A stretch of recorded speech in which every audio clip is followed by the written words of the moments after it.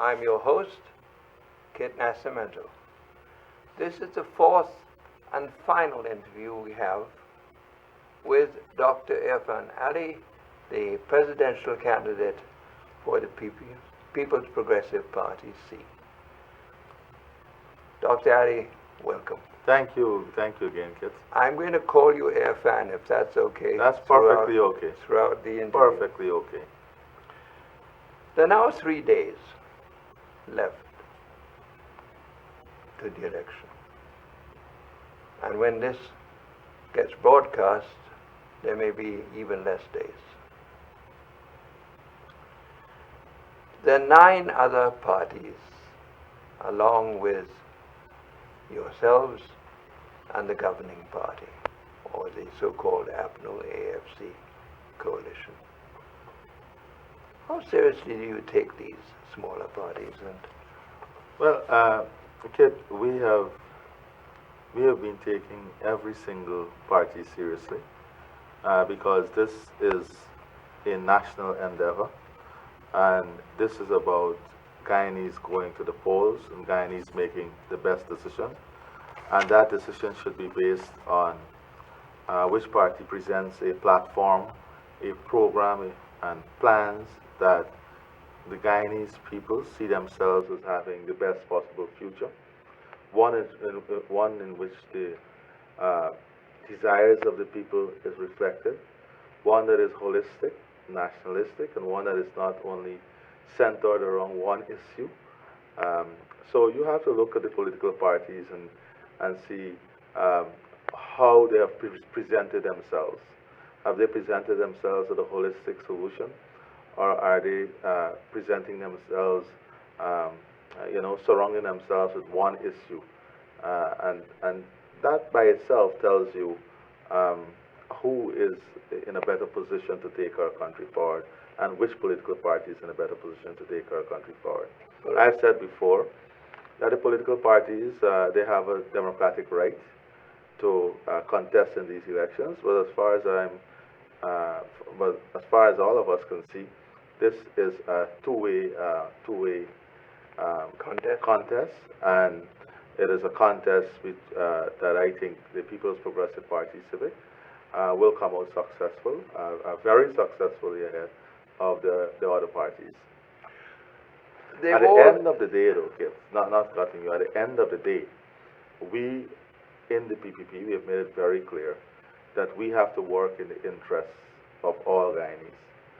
So all the political parties that would have contested, we see ourselves as having them as part of the solutions, their ideas, taking seriously their suggestions as we chart a way forward that all our Guyanese feel as if they're involved. All stakeholders not only feel, but all stakeholders are involved, and that is the only way we can have a situation where all our people have ownership for the development path our country will take in the future.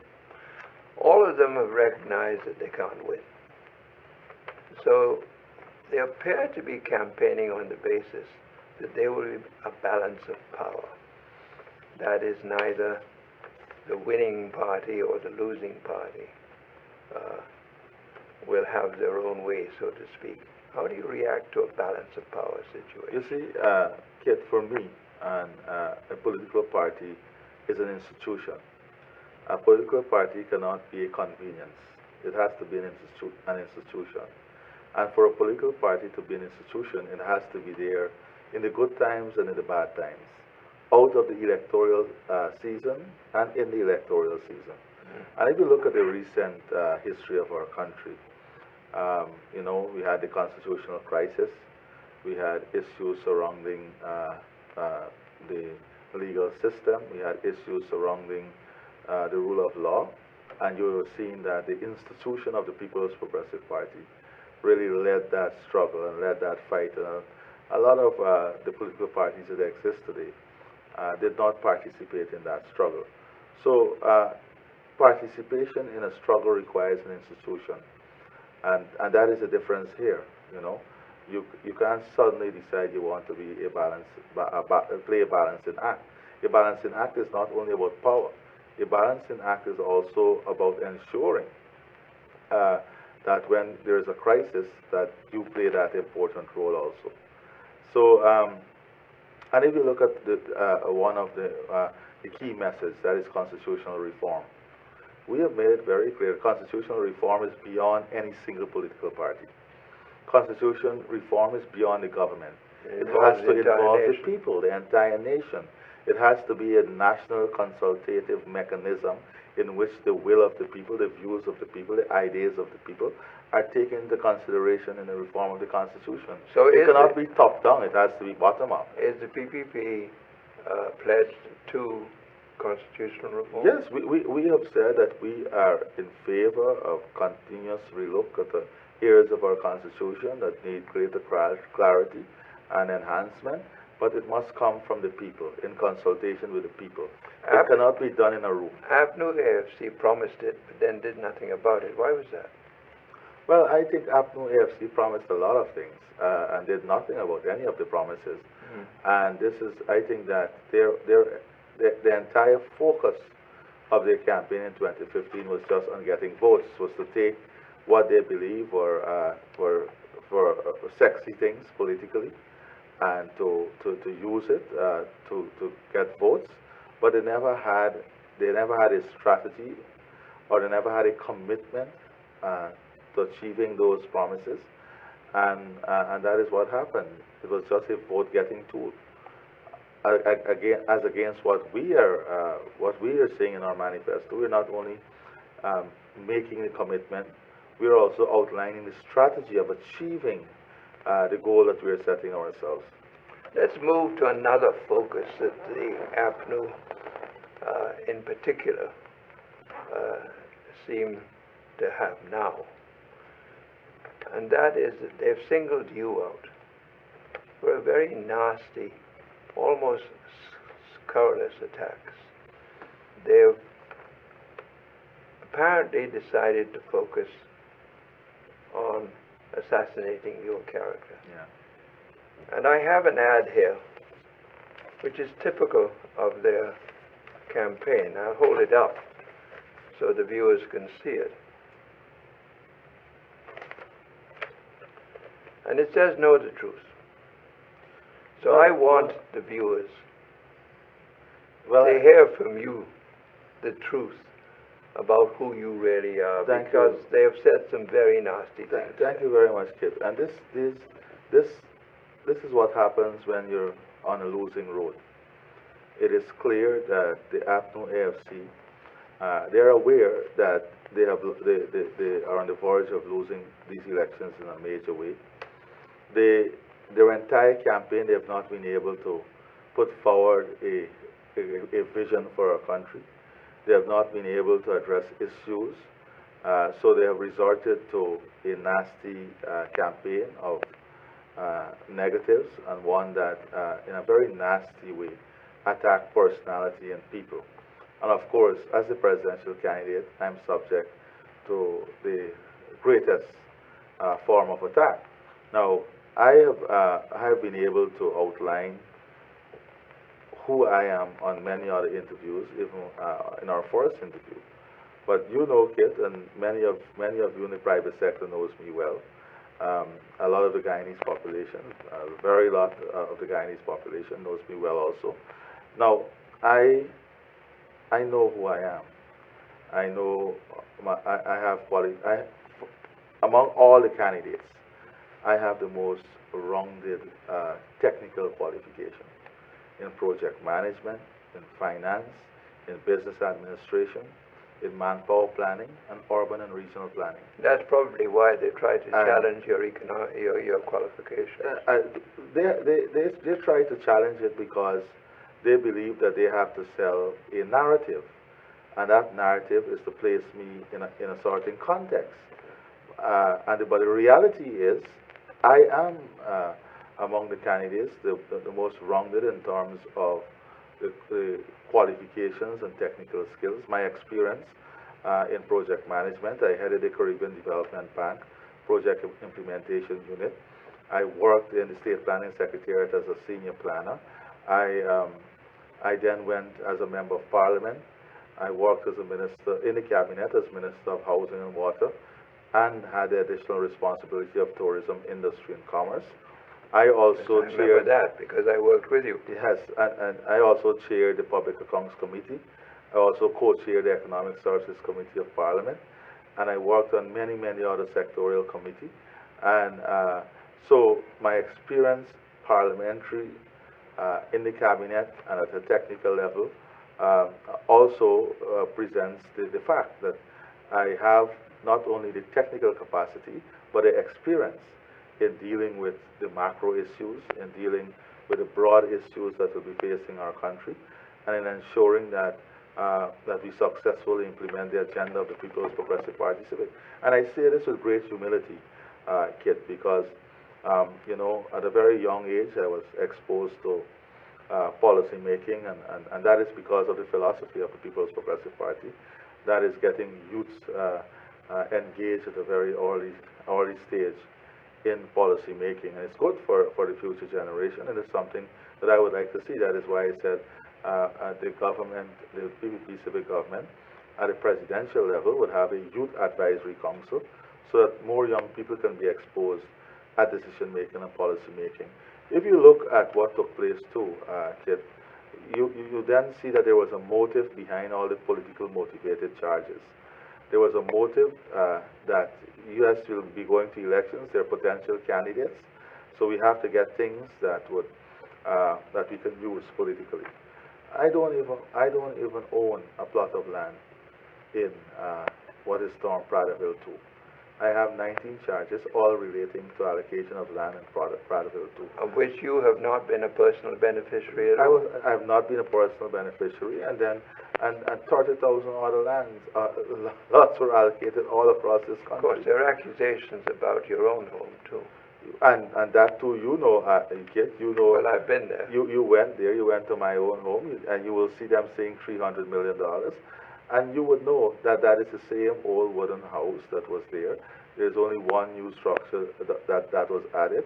You would see that the same wood that is 60, 70 years old is there. And they said about 8-bedroom mansion and all of these things. You will see, you know it. You went to the home. It's a 4-bedroom home, right, that was there. It went through a public tender process, and I had the highest bid in that process. So now that's not even known. And we have made it known many times, but you know, it fits their narrative, and their narrative is fake news. It is a negative narrative, and you know, but the Guyanese population have to come back to what is needed for a country to move forward. What has this party presented as their platform, their plans, their programs? Have they answered? And the question here is, if you're going for a re-election, you have to answer on your track record. You have to answer on your manifesto you presented in 2015. And they are hiding from answering on that manifesto. They're hiding from the promises they've made. In some instances, they're totally disregarding those promises that they would have made. It is, though, legitimate to compare the two presidential candidates if you do it reasonably. Right. They've painted David Granger as a paragon of virtue. They've painted you as anything but. How do you compare yourself with David Granger as a presidential candidate? You see, you're talking, not when we say they have painted as the APNU AFC propaganda. Yes, of course. And you expect their propaganda to paint their presidential candidate. But what you don't expect is a nasty way they've done the character assassination. Yeah. Well, I've never seen that in any of our political campaigns.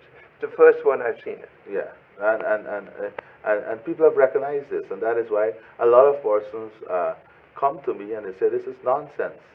There is nothing here about the future. This is personal attack and character assassination.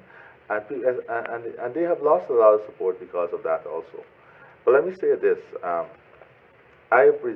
You have asked me who I am, and I've presented myself. I'm not here to present any other candidate. But I can say this, that as a leader, as a president, you you have to account to the people for all actions of your cabinet. And when you have a cabinet that is accused of so many things, you yourself lead that cabinet, so you're involved. The land grab that is going on. Well, the buck stops with the president. Exactly, the land grab that is going on. He cannot say he's not aware. He's totally aware of everything that is going on. He's aware of the $18 million that one minister thought was a gift.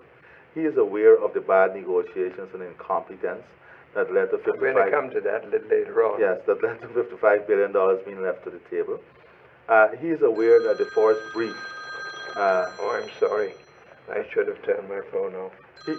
He is also aware that the forest brief for the negotiations came from another company. Very remiss of me. That's okay. It happens sometimes.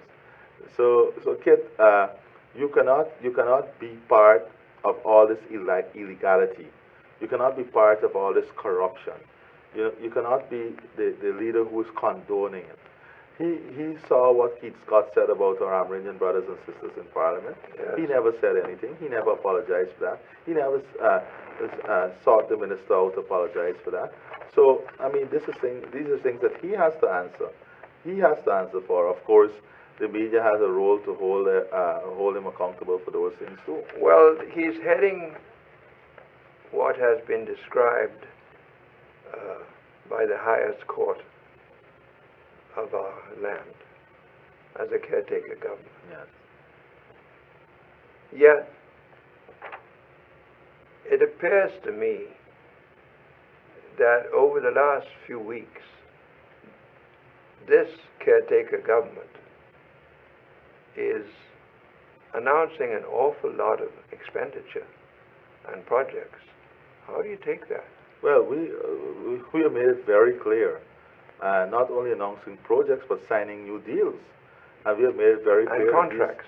These things are illegal, totally illegal, and we have asked those who are participants to it to be careful that they're dealing with a caretaker government. The government has no legitimate right to be doing these things, but of course, it is driven by different agendas, and after the elections, we will have to deal with this. But I want to say this, Kit, the greatest service you can do to your country, all of us take one oath, and that is to protect and uphold the Constitution. Right. When you take office, that is the oath. That is the basis of the oath, to serve and to protect and uphold the Constitution. Do you think the president has violated the Constitution? So, of course, he has, and in the most and when you talk about honesty and dignity, in the most indignified manner, the Constitution was broken.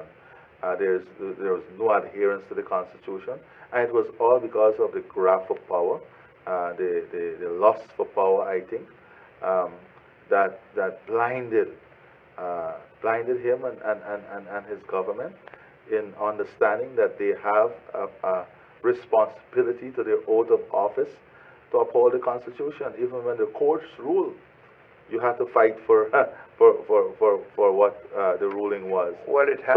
So our democracy was attacked, our Constitution was attacked, the rule of law was attacked, the rights of people was attacked. And when you trampled upon the rights of people, you're trampling upon a fundamental aspect of human rights. Because the people have a fundamental right to elect a government of their choice. And the Constitution provides a framework through which that government is elected. And the framework was that if there is a no confidence motion, certain step of action has to be taken. So there's nothing to celebrate in honesty and dignity about that and those type of action. Absolutely nothing.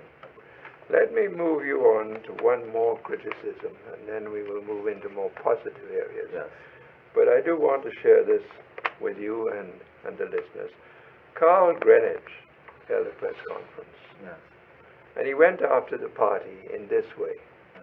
He said in 2015, the people was removed from office because after 23 years, they had accumulated an unenviable record of scandal, dishonest practices, corruption, and human rights abuses.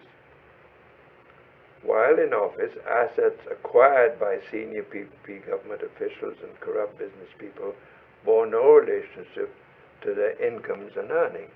This is what he's accusing.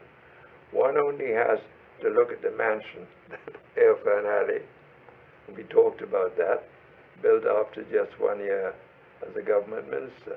We're not going back.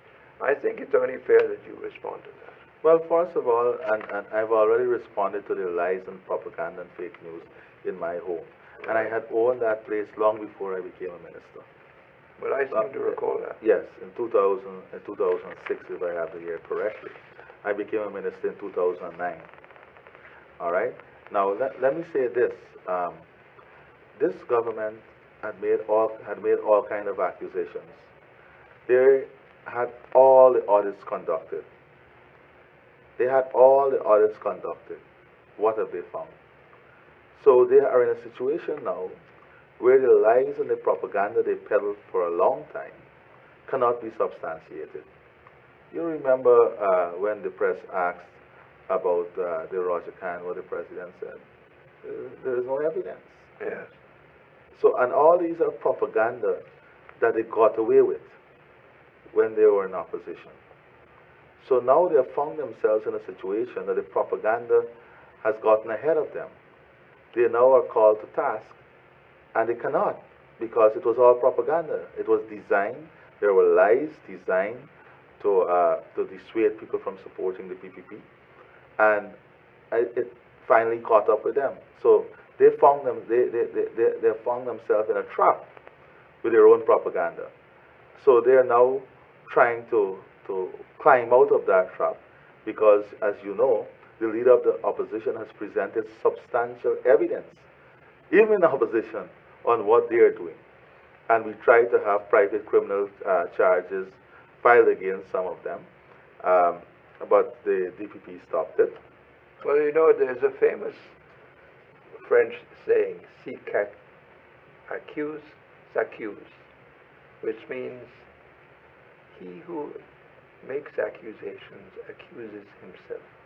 And it may, from what you're saying, may yes. be applicable. So let me say this, though. You have the Auditor General report Yes. over the last, for 23 years, and over the last, and I want to go back to that 23 years, that this propaganda that is spread, right? And you go through the Auditor General report, hundreds of millions of dollars accounted for, unaccounted for. Hundreds of millions of dollars, no invoices there to substantiate. Hundreds of millions of dollars paid for drug supply, and there is no evidence of the drugs being supplied. This is as recent as last year. And then... And this is not something that you're saying, it's the Auditor The Auditor General. General is saying this. Then let us look at this thing that come to 23 years. This government is effectively in office for 8 years, because they had this 5 years, and they had 3 years when we had a minority government, where they controlled the parliament. Now, what did they do with that control of parliament? Sometimes we forget this, Kit, but when they had the control of the parliament, they used that majority to do what? They cut the specialty hospital. They cut resources for health care. They cut resources for education. They cut resources for hinterland airstrips. They cut the Amaris Falls hydro project out. Today, all of us would have been enjoying electricity at 70% less the cost we are paying today, right? This is what they use that majority, that one-seat majority in Parliament for, to stymie development, stymie growth, and stymie the advancement of our people. It was just, they used it in a political manner without care or concern for the people of our country. So it's 8 years in effect they've had control over the resources of our country. So that is 3 years after 23. Then you'll recall that during those 23 years we had a lot of hardship. We had to build back an economy that was completely broken. We had to build back infrastructure that was completely broken. We had to pay back our debt, and plus we had to invest in healthcare, education, and so on, whilst we repay that debt. So we came from a very negative position, and we made great gains over the years. We also have to recall that during this time, we had one of the worst floods ever in the history of our country. We had a number of political problems. We had one term cut because of the Hardman-Sumner Accord. We had a slow fire, more fire period in our country history when buildings were burnt and businesses were burnt in our country. We had the political stalemate when the opposition then, the PNC, that is now part of the APNU, refused to cooperate. And is it that PNC is part of APNU, or is it that APNU is APNU part is of PNC? The APNU is, we all know this. The entire country knows this. I mean, and when you talk about responsibility and showing leadership and being fair and just, because as a minister you have to act in a fair manner, right? And you have a minister saying that her role, she sees her role as only given benefits to her supporters and friends, and it just goes like that. There is no admonishment, there is no apology. It tells you the type of not only character, but the type of thinking that goes through this government. So, given this kind of campaign that we're being in, which is nasty and unpleasant, if you win this election, when you win, I can't say that, you can, but if you win it, and how do you repair that? Because there's a great deal of division across the country as a result of it. Well, Kit, let me say first of all that we have started, I personally, myself and the PPP, we have started that repairing a long time ago. We have campaigned on a very positive note. And I invite you to go to any one of my presentations at the rallies. Well, I've heard them, and I will acknowledge that. And I have stayed away from personality. I've presented a plan, a vision. I've presented ideas. I've presented facts. And I've presented the Guyanese population with a menu of measures that would seek to improve their life and bring better conditions here in Guyana. Now, so that is the way we have approached the campaign, in a very positive manner. So transitioning into bringing our people together will have no difficulty. And one of the things that you will see in the new government is greater inclusion at all levels. Do you plan to reach out beyond? Oh, definitely. At the political level, with civil society, our plan is to engage all stakeholders in this form of governance that would be inclusive of all ideas, would be inclusive of sharing information, and not done in a... Give me an example of how you might do that. Or let me say this. We cannot move forward as a country if we manage in a way that key information sets are kept as secrets. For example, the oil and gas sector, the quantum of gas out there, where the pipeline would land. These are things that the nation would like information on, because it helps them to decide where their investment will go, how they can plan their own investment, the private sector, for example.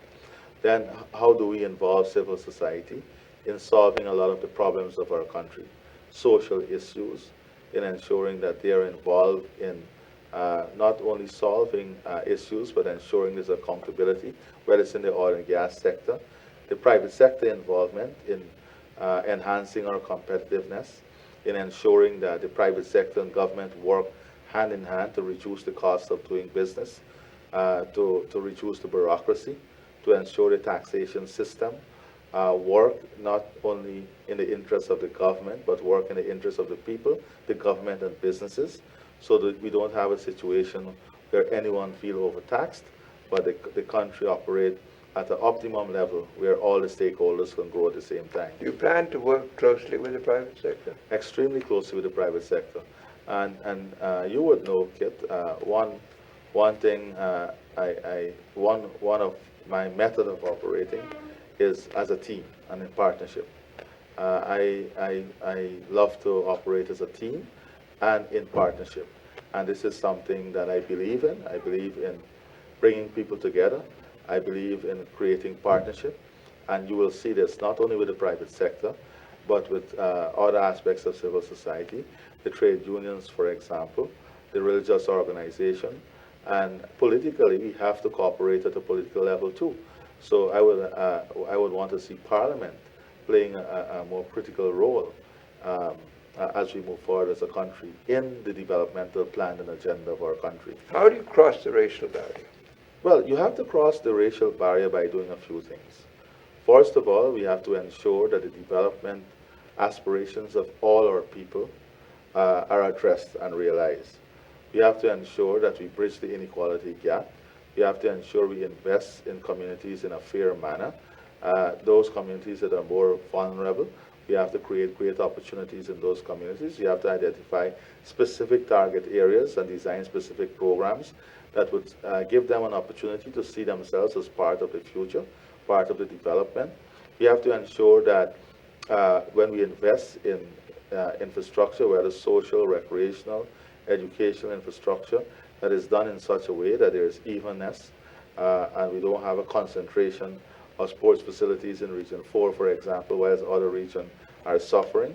We have to invest in a manner that the people decide to a large extent what their priorities are, and this requires greater consultative form of governance, evolution of the local government system, in which communities themselves must be part of even the budgetary process, designing through community consultation what their priorities are. Do you think the Amerindian community, the indigenous community, have been neglected?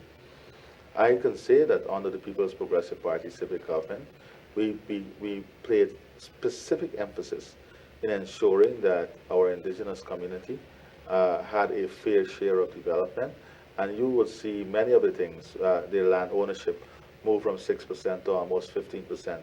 We had almost universal primary education. We took in water to many of the communities. We built schools, primary schools, secondary schools. We had a hinterland scholarship program. We built hostels to support hinterland students who wanted to go to university. We had over 300 of those students part of the 1,000 Jagdeo scholarship program with Cuba. So we had the integration of our Amerindian communities into national life. We also designed specific programs to ensure that they had jobs, to create economic opportunity, to ensure that children have food to go to school, to support them going to school with uniform, the Because We Care grant. These are all things that were designed that was across the board, and it was not subjected to one region or one set of Guyanese. All Guyanese would have benefited. So under those years, we saw tremendous transformation. And I've had the opportunity to visit many of these communities, and they reflect in a very powerful way how their lives would have changed over those years. But recently, I would say that we have lost focus over the last 3-4 years especially. We have lost focus on hinterland development. Look at the infrastructure, and when you lose focus on hinterland infrastructure, you're also affecting mining and forestry. Look at what is taking place with the mining industry and the forestry industry.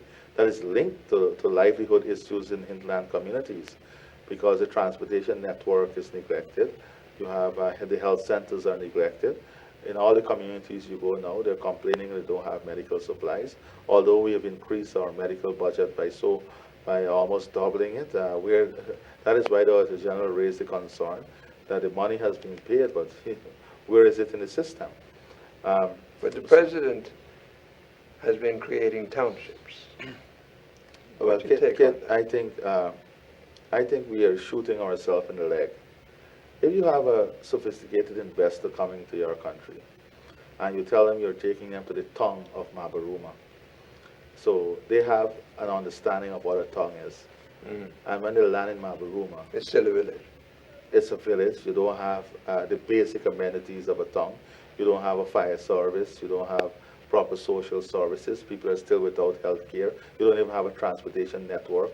Then you're shooting yourself in the foot. The first thing you have to do is to create growth poles, to invest in these communities if the intention is to make them towns, to invest in the infrastructure of these communities, to invest in the business environment of these communities, to enhance the they look up these communities, and then you So graduate them to are a you township. saying to me, therefore, that the township is no more than a label? It's a label, and that is a problem, you see. When you have a government that is more concerned about form than substance, you have these problems. So, like the regional flags. What is the thinking behind the regional flags, especially when you have a national security issue and you want everyone to be flying under one flag? There's no, what is the rationale? Is it just because it's for the form? Oh yeah, we have so many tongues in Guyana now. Lethem is a tongue, you're going to the tongue of Lethem.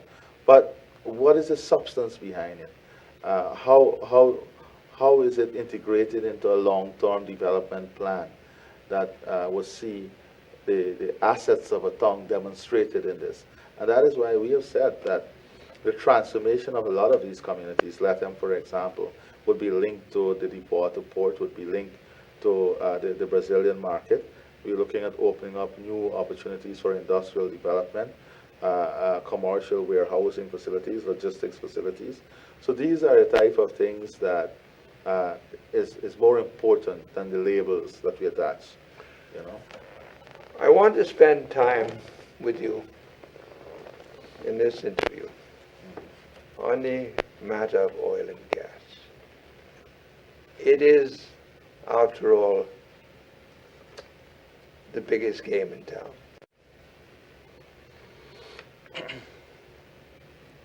Let's begin by talking about the Exxon deal signed by the AFC, Rafael Trotman, for the government in 1999. That agreement expired in 2018. But the government, without announcing it, without disclosing it, renewed it and extended it. And the reason they've given for not disclosing this is the Venezuelan military threat. What's your take on that? Well, first of all, I want to start by addressing your first statement, oil as the biggest deal in town. Mm-hmm. For me, Kit, the oil and gas sector is very important and critical for us. It gives us the opportunity to be a player on the major stage, on the international stage, and to be taken seriously as a country. But how do we use this opportunity? How do we ensure that the resources from oil and gas allows us the potential of showcasing what we know we have for so many years? Right. Of but before similar we get, importance. before, I'm coming. Before we get there, let me just address this, and I'm coming to that question, Kit, because I just want to clear the misconception that everything is surrounded by oil and gas. But I can come back to it if you wish. But I'm saying that this... Yeah, because in fact some deals have been signed. Yes, let's go to the agreement in 1999. Let's take the Global Witness report. Yeah, let's look at the 1999 report and what was signed in 2018. Right. First of all, Kit, we have to remember that the first was an exploration agreement. Right. It was not after the fact. It was before the fact. The 2018... That's when you were in office. Right. The 2018 agreement... Your government was in office. The 2018 agreement is after the fact. Oil is now discovered. Then you had, in the Global Witness report, a situation where in one day you would have known the quantum, and the minister did not wait for that additional day before signing off the deal. Right? So there's a difference in before the fact and after the fact. Global Witness report says we've been shortchanged 55 million. Before the fact in 1999 also, there was different existing conditions. Because at that time you were trying to get people to come and explore. You were trying to motivate people because oil had not been found. Exactly, because oil has not been found. In 2018, it was a different ball game. Now it's pouring out of the city. The negotiation framework had to be changed completely. But Kit, even before all of this, the government in their explanation is now saying that their first negotiation brief, cabinet paper was prepared by Exxon. They've admitted to that. They have admitted to that. So that alone, exposes the government. It is if you are going to negotiate to buy a property, and the man who is selling the property give you the negotiating points. Well, you know, we've had conflicting international reports. You had, of course, the Global Witness report, and that was based on Open Oil, Yes. who are a very highly respected consultant Right. in the oil business. And then you had Rystad, which is Norwegian, Yes. which tended to contradict Global Witness. But there does seem to be a central difference there. Open Oil reveals their calculations. Rystad does not. Right. And then you had the government now hiring another company. What I find interesting in that is that this other company said that the government negotiated under pressure from Exxon.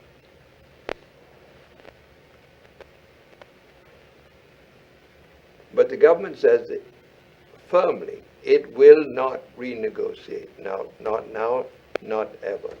So I suppose I do have to ask you the position. Well, we have very. What is your position? We have one consistent position on the matter. That for all the oil contract, there will be review and renegotiation. And we have to also go beyond that.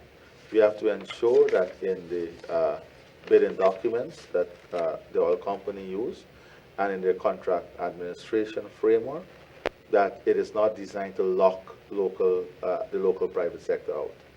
That it is not designed and have terms and conditions that the local stakeholders cannot participate or meet.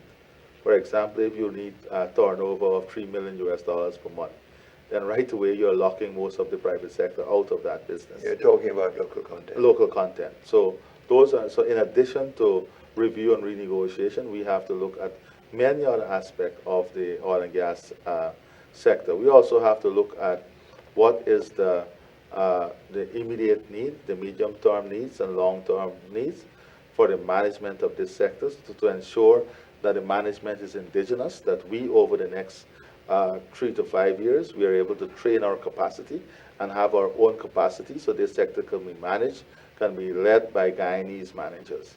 We understand that there's a gap now, that you don't have the skill set, but we have to work on ensuring that we bridge that gap and have that skill set so that the sector can be managed in the future. Let me ask you 3 specific questions that are out there on oil and gas. First, what's your policy with regard to the gas?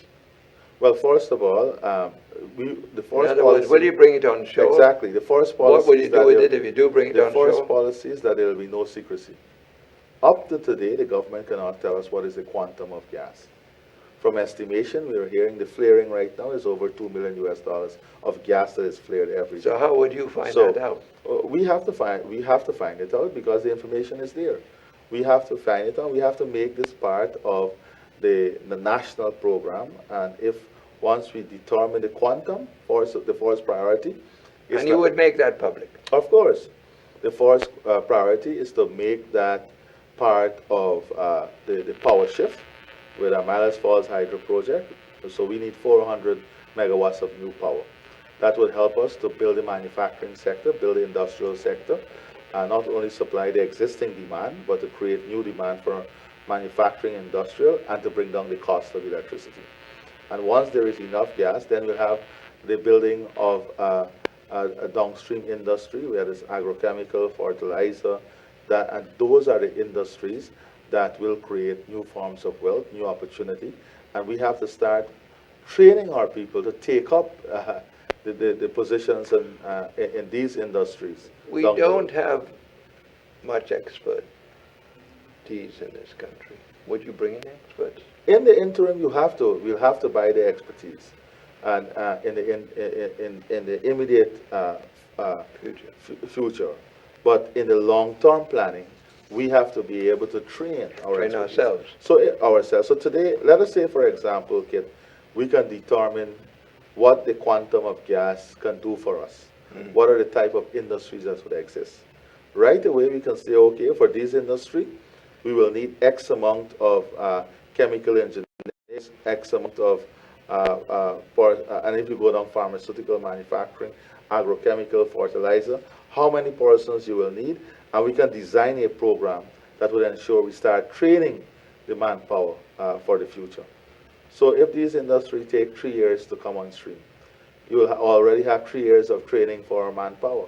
My third question. So the transition gap would be a shorter period. My third question, and it's out there, is would you bring it on shore and build a refinery and subsidize gasoline, or would you not? Well, we have. Or is that still an open question? It's an open question. Again, you have to analyze the quantum. There are various studies we are hearing. Some are saying it's not viable for the refinery. Some are saying it can be viable. We have seen what happened in Suriname. They built a massive modern refinery that is sitting there as a white elephant, right? So you have to, these are things that require the data for the analysis. And we do not have the data for the analysis. That has been kept secret. And the whole management of the sector, important data, important information that would help investors to understand how they can plan their own future. As an incoming president, should you win, do you plan to be totally transparent on the issue of oil? Not only do I plan to be totally transparent, but in our manifesto we have outlined a strategy on transparency and accountability that will be open, that will have the involvement of civil society, that will have the involvement of parliamentary oversight, that will have the involvement of independent auditors. So it is building an institutional mechanism to support transparency and accountability that is de-linked from the political arm of government. Because we are saying that the sector should be managed with an arm's length relationship from the politicians and from the executive. Spell that out in a minute or two. Well, first of all, we don't, in the existing framework, the minister is the kingpin. The minister chairs everything. The minister has a direct role. The executive has a direct role. The president has his hands in everything on oil and gas. Every decision has to come to him. And you don't want to have your hands in it? No. I want this sector to be managed, and not myself, but we have presented in our manifesto that the sector should be managed in an arm's length way from the politicians. Is that the only way of doing it independently, isn't it? That is the only way. And transparently. Right. That is the only way that would enhance transparency. That is the only way that will ensure that there is greater accountability and there's a greater test of accountability. So my final question to you.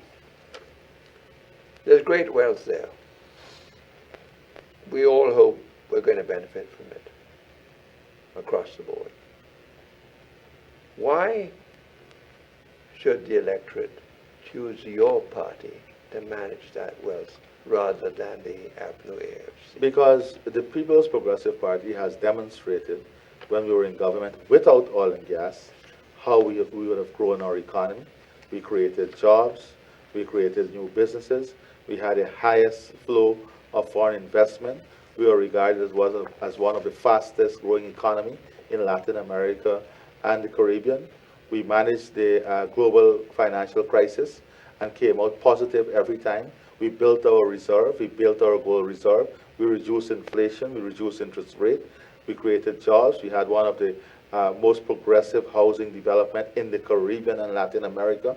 We had a healthcare system that continuously improved. Life expectancy grew from 59 to over 70 years. So we did all of this without oil and gas. We have the experience, we have the training, we have the know-how, we have the technical competence, and where the gaps are, we are committed to investing in bringing in people to fill those gaps. So just imagine what we will do with oil and gas. And oil and gas, as I started, is an opportunity for us to invest and promote in other important and key sectors that has great potential. Kit, for example, you know how much we have invested and tried to get our tourism product on the international stage. Yes. And one of the first things we had to do was to say to people, we are not Ghana, we are Guyana. So you spend the first hour presenting yourself as to who is Ghana. Or Guinea. Yes, and now we're on the international stage. How do we use this to our competitive advantage? With international branded hotels coming, how do we use it to our competitive advantage? What incentives will we give people like you, pioneers in the tourism sector, and ecotourism for ecotourism product?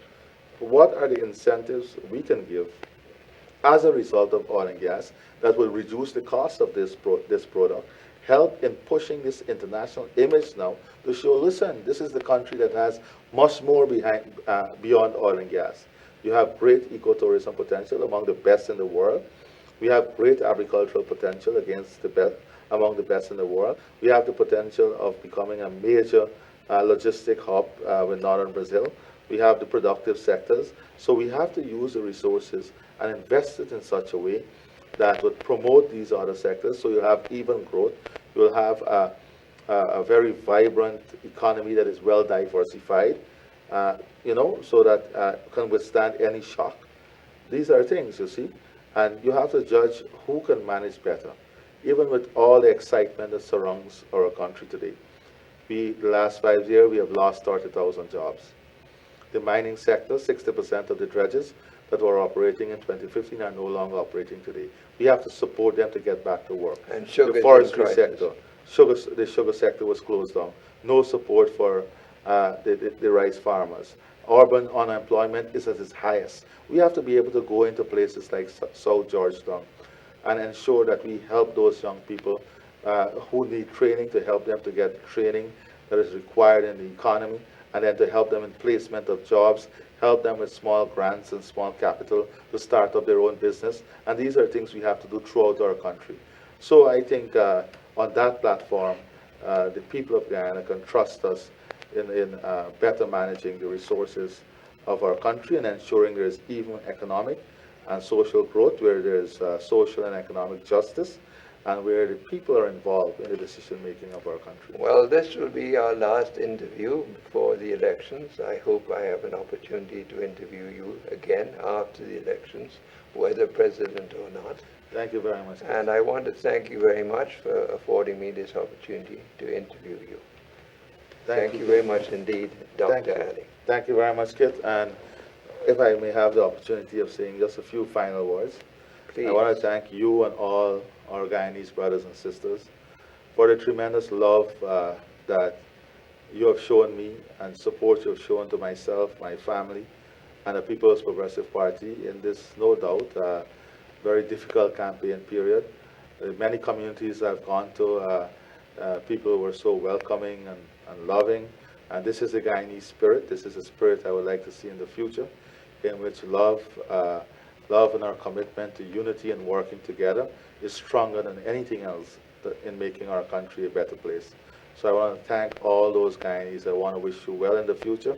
I want to assure you that when we're elected, that will be a government that is inclusive to all, even those who would not have supported us. Thank you. God bless you. God bless all of Guyana. And know that we in the People's Progressive Party love and care for Guyana. Thank you very much. Thank you very much, Dr. Irfaan Ali, presidential candidate for the PPPC. Thank you.